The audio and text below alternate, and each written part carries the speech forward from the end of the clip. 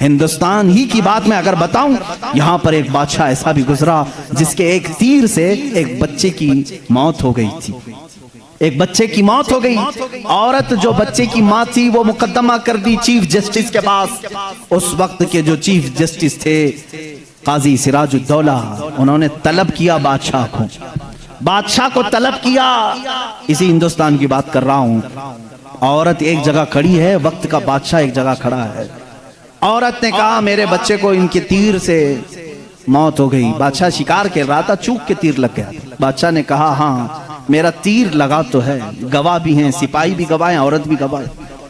दो ऑप्शन होते हैं मौत के बाद। किसी का कुछ कत्ल हो गया, अनजाने में चूक कर अगर कत्ल हो गया, दो ऑप्शन इस्लाम देता है। उस औरत को काजी ने कहा तेरे पास दो ऑप्शन है, चाहे तो अपने बच्चे की मौत पर दियत ले ले, कुछ पैसे ले ले बादशाह से और उसे माफ कर दे, या चाहे तो जान के बदले जान ले ले। बादशाह की जान भी ले सकती है। काजी ने फैसला सुना दिया, ये नहीं कि बादशाह को छोड़ देना है। दोनों ऑप्शन औरत के ऊपर। वह औरत ने जब देखा कि अदल का ये पैकर इस्लामी निजाम है, बादशाह के तीर लगा है और काजी सही सही फैसला दे रहा है, उस औरत ने कहा अगर ये काजी आज इस तरह का सही फैसला दे रहा है तो इस तरह के बादशाह की वजह से ही, बादशाह ऐसा होगा इसीलिए काजी ऐसा है। उस औरत ने कहा मैं इस बादशाह की जान बख्शती हूँ, मेरे बच्चे के लिए जो दियत बनती है वो बादशाह मुझे दे दे। बादशाह ने जितनी दियत बनती थी उससे ज्यादा उसे दिया। और जब ये मामला खत्म हुआ तो बादशाह काजी के पास आया।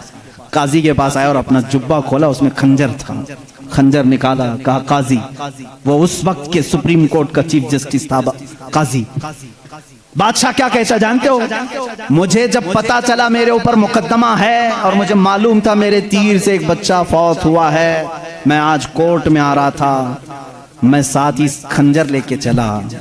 काजी ने पूछा क्यों लेके चले?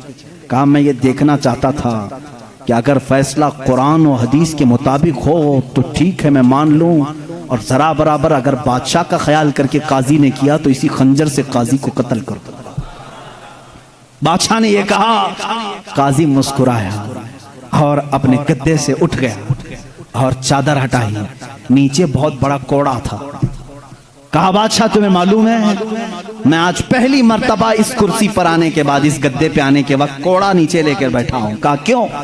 कहा मैंने उसी वक्त तय कर लिया कि बादशाह को कटहरे में खड़ा करूंगा और फैसला कुरान और हदीस के मुताबिक सुनाऊंगा।